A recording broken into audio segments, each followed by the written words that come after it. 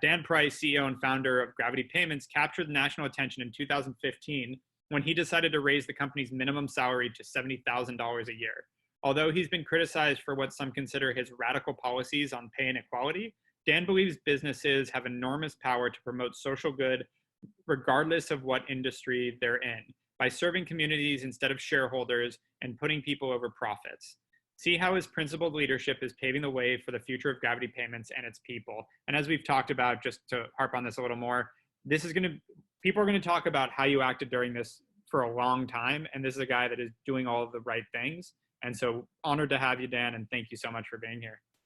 Eric, speaking of people doing the right things, thank you so much for your leadership of our entire community as we're trying to push forward and figure out how to, continue to do what I want to talk about today, which is leading with integrity. It's a really interesting and unprecedented time, as many of the speakers have pointed out, and it's a really difficult time, but I think it's a really important time. One of the things that we're thinking about at Gravity Payments, we've been in business for 16 years, and we're thinking about how can we make a bigger difference in the next 16 months than we've made in the last 16 years. So in talking about leading with integrity through a crisis, one of the really important topics that I feel like applies to Gravity and applies to all of your businesses is what I say about Gravity, that we're sticking up for the little gal or guy, that we're sticking up for people who are fighting for the American dream.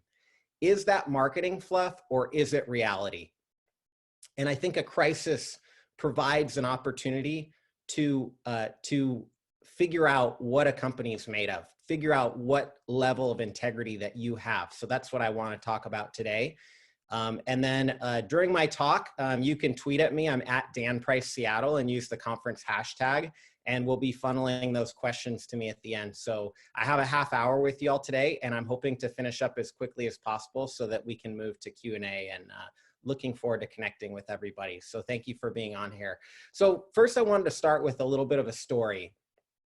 So I started Gravity in 2004 to help independent businesses to get a more fair deal on their credit card processing.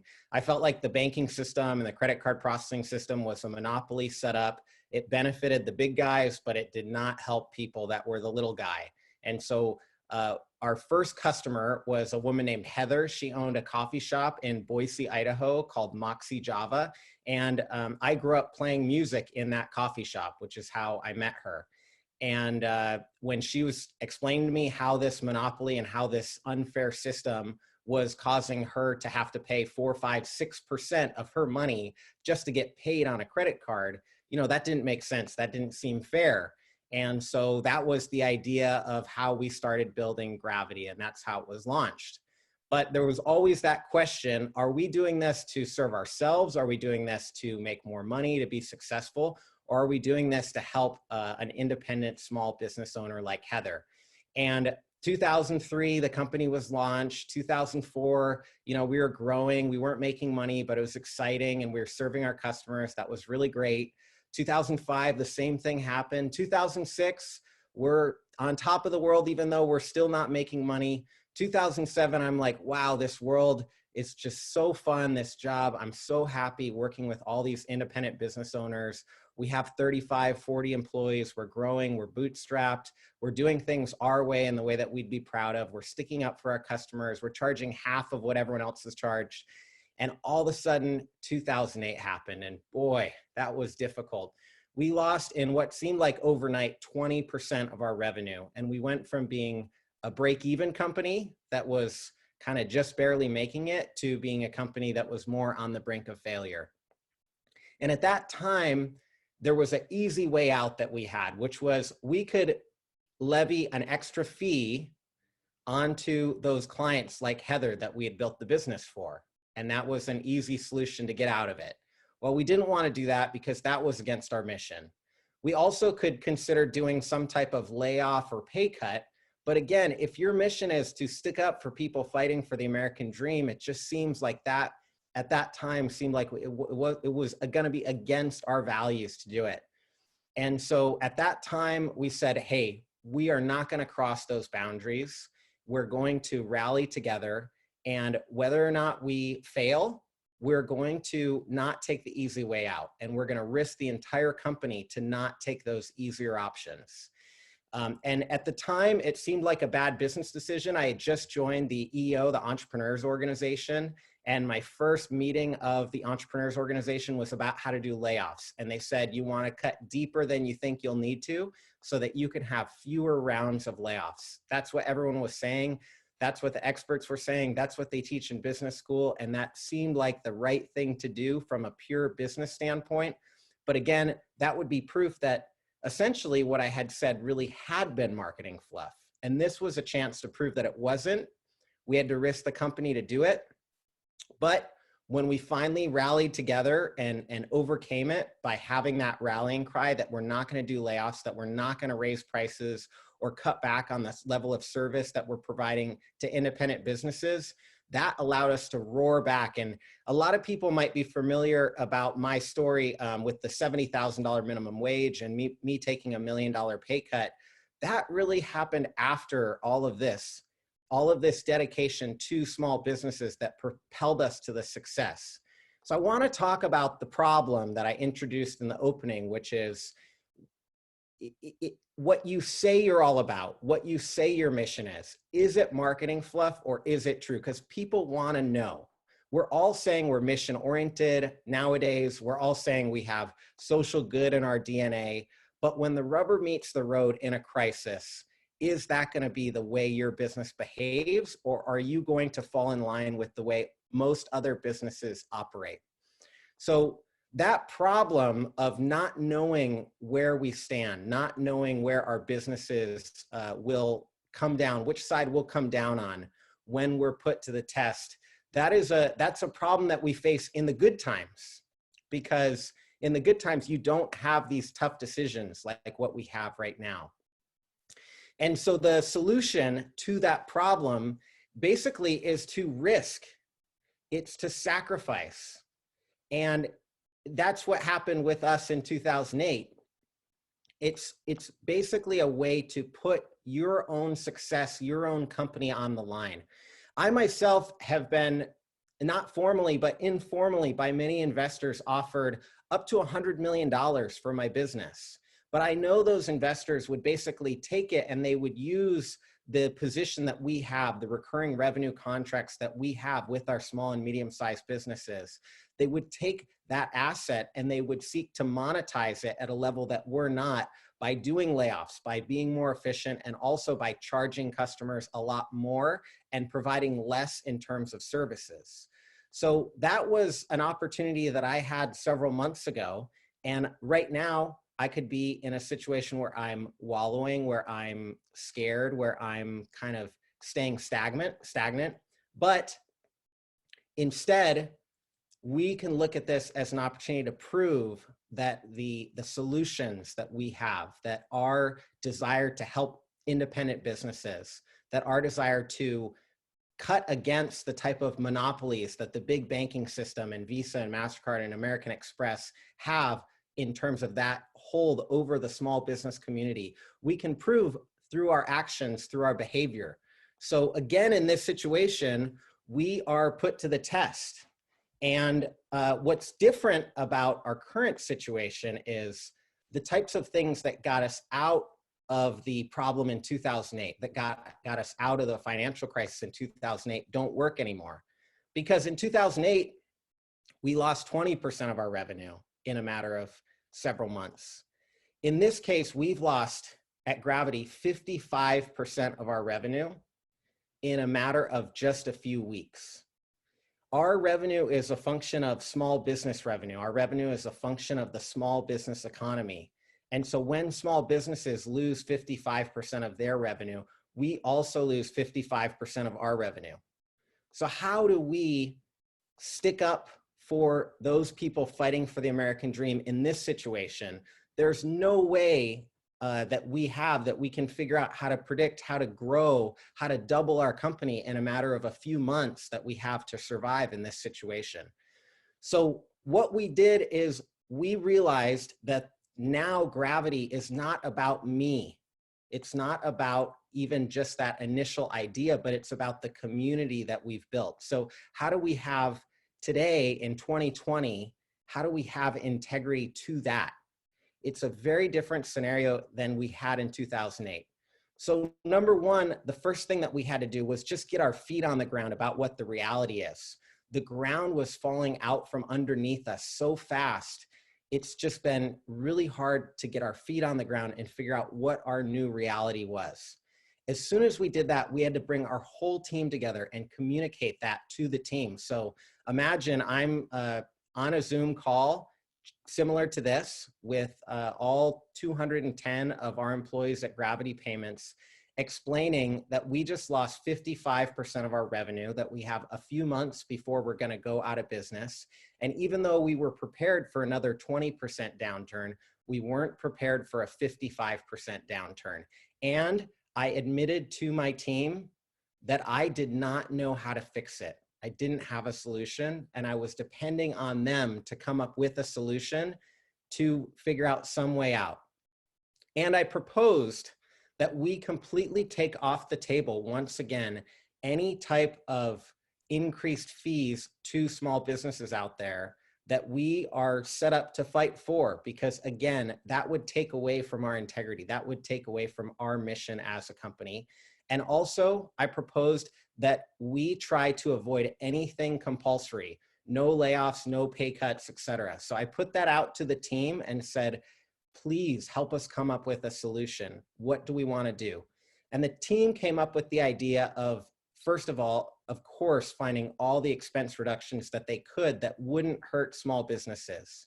So we went and tried to renegotiate everything that we possibly could. And in a matter of a week, we were able to identify over $200,000 in monthly savings there.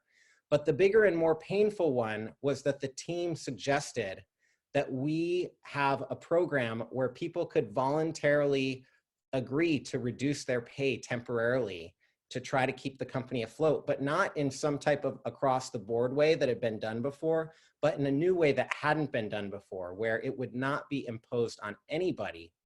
And instead, it would be optional for every single person. And it was very important to our team when they came back to us that there be no pressure, that there be no even perception of peer pressure. So people wanted it to be completely anonymous, who decided to take a pay cut and how much. Of course, we were really nervous because the chances of us reaching anything meaningful in that situation where it's anonymous, where there's no pressure, where there's no compulsion to do anything really, was very nerve-wracking. And my business partner, Tammy, and I felt like we had a pretty, not the best guarantee. We believe in our team, but something like that was really unprecedented in business as far as we had ever heard. So, we put that out there and I was shocked at the results we got back. We had 10 of our employees asked to work completely without pay until we had some type of recovery. And in fact, we had over 24 employees asked to give up 50% of their pay or more, and 98% of the employees at Gravity Payments on a completely anonymous basis asked to take pay cuts. Now, you might ask about the other 2%, those other 4 or 5 people that didn't want to take a pay cut. They're all still at the company. They're 100% in good standing. And now we have a story to share with the rest of the world.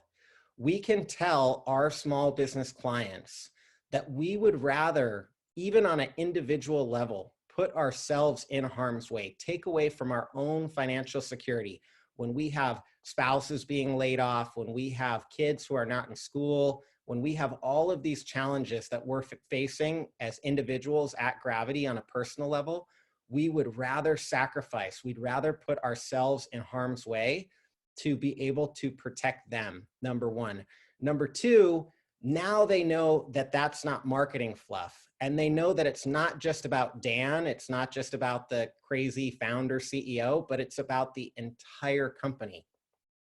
So that has really propelled us. And just in the last couple weeks, since we came up with that, since we put it into place, we've had hundreds of businesses reach out to us and say, now we want to trust you with our payment processing services. Now we want you to set us up to be able to have all of the technology and tools to be able to continue to engage in commerce, in mobile commerce, in e-commerce, in all of those different fields. And these are small independent businesses. These are plumbers, these are orthodontists, these are veterinarians, these are restaurants, these are coffee shops. And we're doing things like giving them online ordering. We're doing things like connecting them with all these other technology and marketing companies that will help them to be able to survive not just COVID-19, but also to jump into the future and be able to engage in the future of commerce with their customers.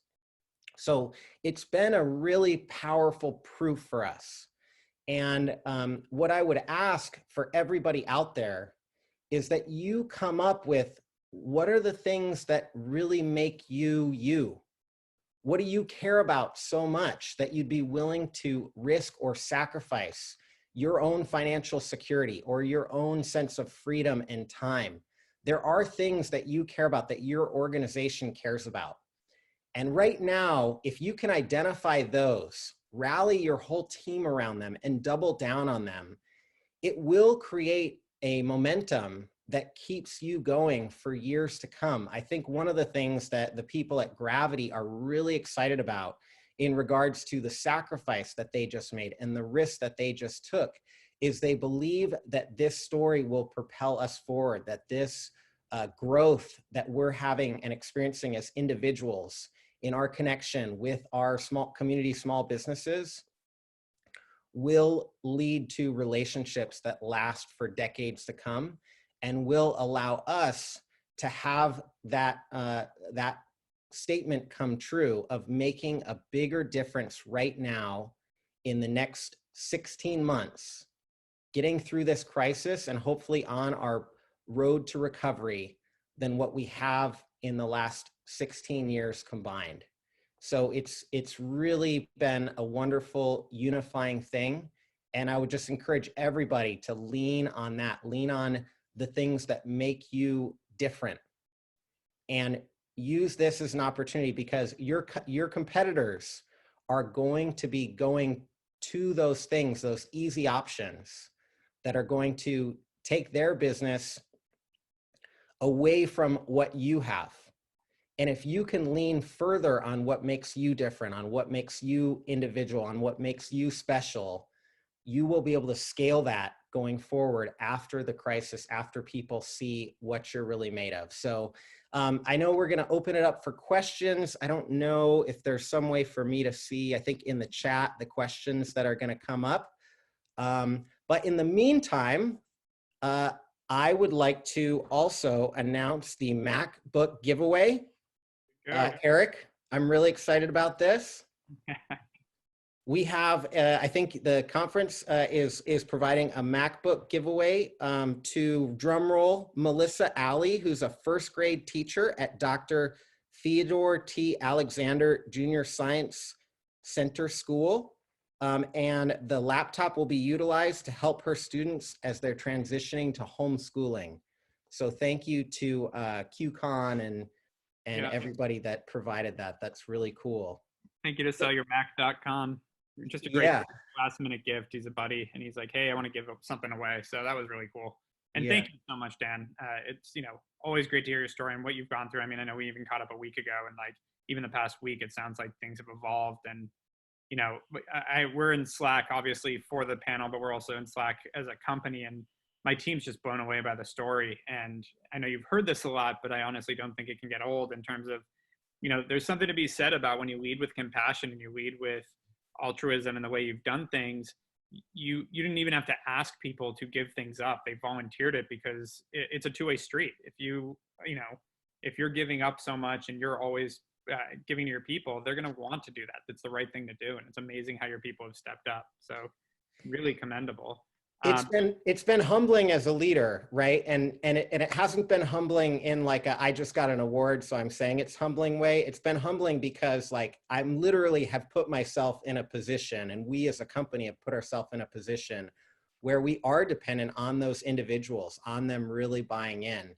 And one of the things that that's done for me is it's allowed me to see that people really are bought in, that people are willing to sacrifice for the mission.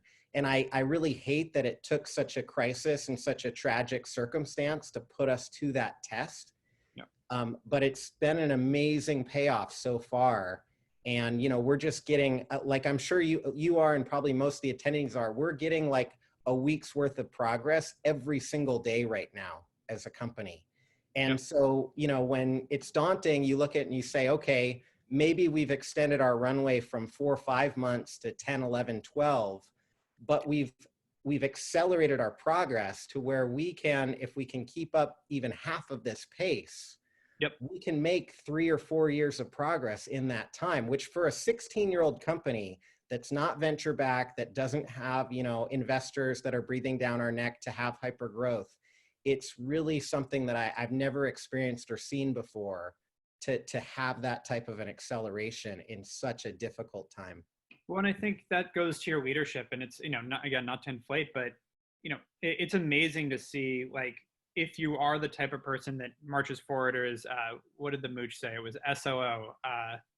Anyone in chat, what was the line? I know SOO was the acronym, but stay on offense. That's what it was. I like that. Like, thank you, Stephen. If you stay on offense and you keep pushing forward, your team's going to want to too. And I actually talked to a few people individually today on our team that have just gone above and beyond, including the team that put all this together. Like Angel, who leads up our in-person events and had no experience running a digital conference or Zoom or anything, is now probably one of the topmost Zoom experts in the past 3 weeks. And it's just been amazing to see. And again, I think it comes from everybody having to lean in, but you've been able to do that. So we have some questions. So what do you recommend for small businesses in the wake of COVID-19? How do they stay open after this is said and done? Okay, I think we have to be prepared for the potential that some form of social distancing restrictions could go on for 12 to 18 months. And so I don't think that we're going to have like a stay-at-home order for 12 to 18 months. I haven't heard anybody suggest anything like that, but it's possible that we'll have to still limit group size. And so I think transitioning to technology products that allow more and more of the actual transaction to happen in a mobile or in a web environment allows for that to be the case. So like, but it's different in every industry. So like with restaurants, we've set up more restaurants for online ordering in the past week or 2 weeks than we have in the last 10 years. And that's because, if they go with somebody like Uber Eats, it's ultra competitive. There's lots of people there. Uber Eats is taking 30% of their revenue. So it's like making those steps to do things that will help you to get as much revenue as possible during this period of time, during that next phase where it's eased somewhat, and hopefully that's short. But then there's that later phase where we transition to kind of like a new stable normal that could last for several years. I think there's an in-between phase that we really have to build toward. And so I can understand somebody that says, don't build toward a 2-month crisis, but I think we have to build intelligently toward the next 12 to 18 months in a way that will continue to serve the business after the crisis is completely over. Yeah, totally fair. And it makes a lot of sense. So on that note, what long-lasting benefits have you seen from employees who are no longer part of the sort of Gravity Payments family? Like if they don't work there, but because you've treated people so well, have you had any effects there? Well, so my favorite thing about that is when our employees leave and go work at other companies and spread our culture to those other companies. So we've had that a lot. Some bosses get really annoyed and pissed when their employees leave and steal all their secrets and give them to other companies. I love it because that's exactly what we want. But some of the fun ones that will cheer everybody up, because we could all use some good news, is that when we implemented the $70,000 minimum wage, we went from having between 0 and 2 babies born per year to we've had 50 now in the last 5 years and 15 just last year. So when one of those babies cures cancer, I know that all of it will be worth it for sure. We've also went from having 0 first-time homeowners to having a couple dozen. We've had people double and even triple their savings rate. So these are the types of effects. The response to COVID-19, it's going to take us a long time to figure out what the derivative effects are. But this type of behavior, we see the derivative effects. And they're the types of things that just bring me so much joy and satisfaction that feed me way beyond anything that money ever could. Yeah.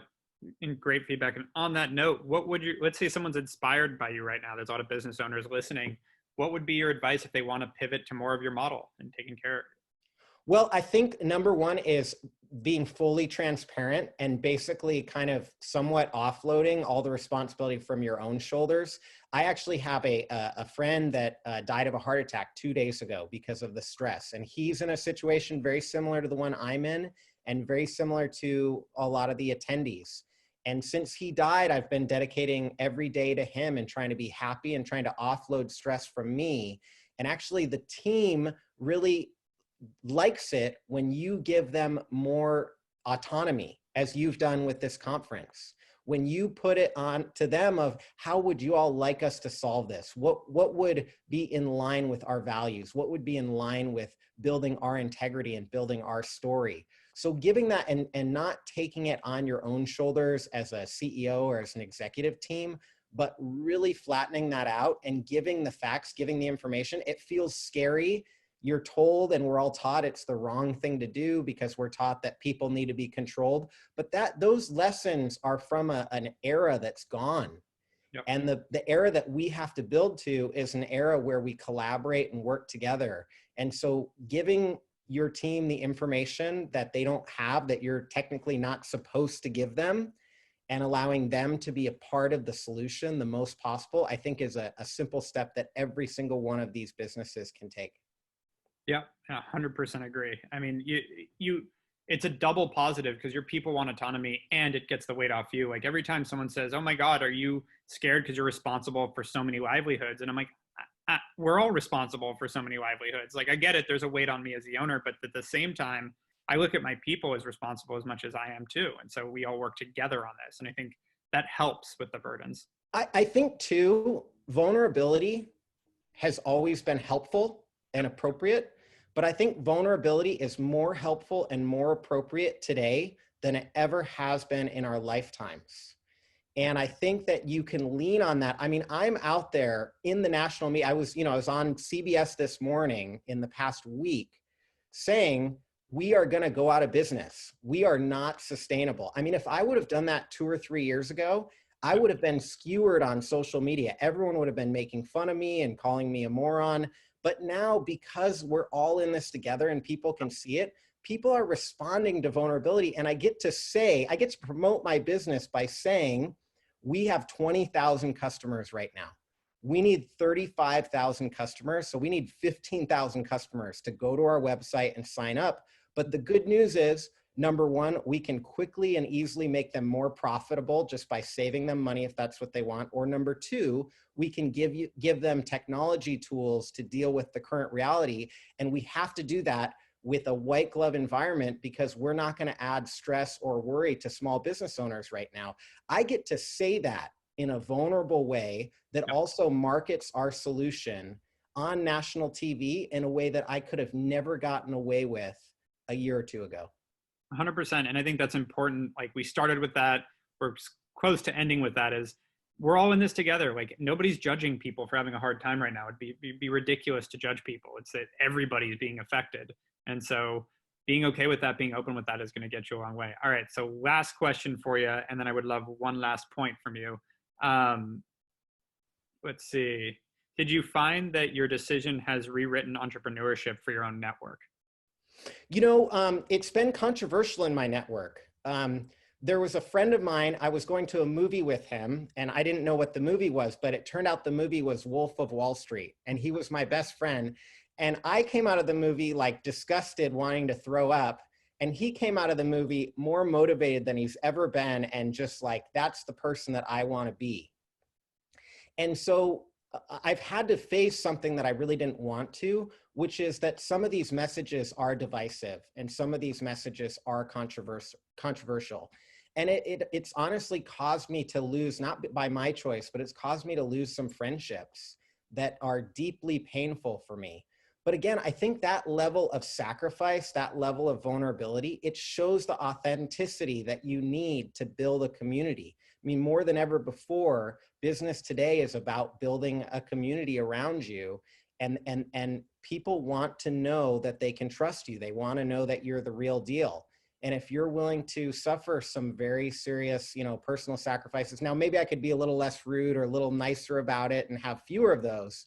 But I know for sure, just by the very nature of things that I do, it's difficult. And I also know that there's been dozens of other CEOs who have taken similar action and told me they were inspired by what I did. A few times I've gotten really defeated and said, I'm going to stop doing public speaking. I'm going to stop going on TV. I'm going to stop doing interviews because I'm done with it, and then I'll get a message from somebody that says, hey, because of seeing what you did and because of your openness about it, I was able to do something new that I thought of that was important to me. And those things just keep me going, keep me spreading. So I feel like what we're doing hopefully is promoting diversity of solutions and not just a one size fits all solution. Fair.